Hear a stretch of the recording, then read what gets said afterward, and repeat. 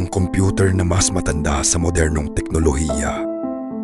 Alam mo ba na may nahukay na 2,000 taong gulang na bronze device na mas sopistikado pa sa kahit anong makinang ginawa ng tao sa susunod na 1,400 taon? Ang lugar na ito ay tinawag na Antikythera. Dito natuklasan ang isang lumubog na barko noong 1,900. Isang Romanong barkong kargada na lumubog matagal na panahon na ang nakalipas. Marami silang nakuhang yaman sa loob, mga estatwa, alahas, barya. Pero may isang bagay na halos hindi napansin. Isang gusgusin, kinalawang na piraso ng metal. Akala nila basura lang ito. Pero noong 1902, isang Griyegong politiko ang bumisita sa museo kung saan nailagay ang mga nakuha. Habang tinitingnan niya ang piraso ng metal, napansin niya ang mga gintong gear na kasing laki ng barya nakatago sa loob.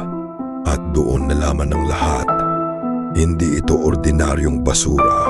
Ngayon, bakit ito nagulat ang mundo ng siyensya? Dati, akala ng mga mananalaysay, ang mga sinaunang Griego ay marunong lang gumawa ng simpleng gear. Yung tipo na gamit lang sa mga gilingang hangin o gilingang tubig. Pero ang kagamitang ito, iba ang antas nito. Ang mga gear nito ay may ngipin na 1 milimetro lang ang sukat. Walang katulad nito sa buong sinaunang daigdig. At dito na pumasok ang tunay na kababalaghan. Dahil ang kasanayan ng kagamitang ito ay hindi natapatan hanggang sa 14 na siglo.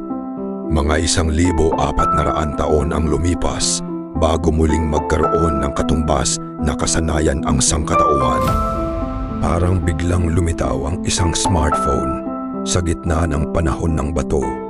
Pero ano ba talaga ang gawain ng computer na ito? Mahigit 30 nagkakaugnay na bronzeng gear ang nagtutulungan dito para mahulaan ang mga yugto ng buwan, mga eclipse, ang petsa ng palarong olimpiko at maging ang galaw ng mga planeta at bituin.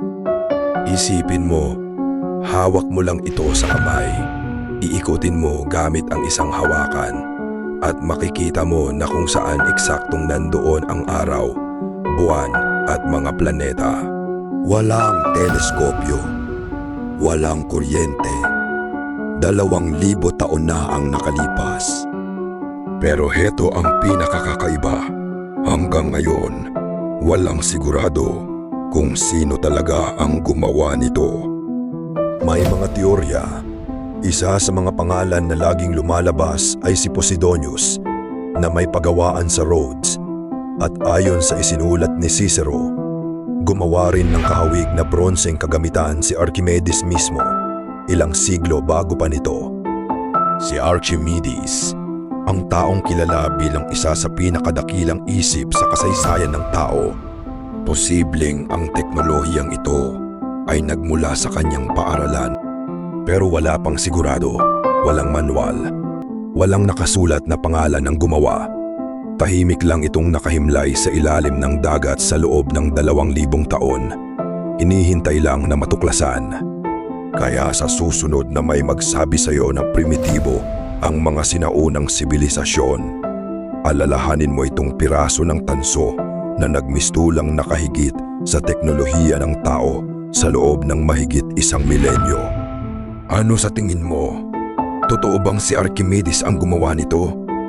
O may mas malaking sikreto pa ang dagat na hindi pa natin natutuklasan?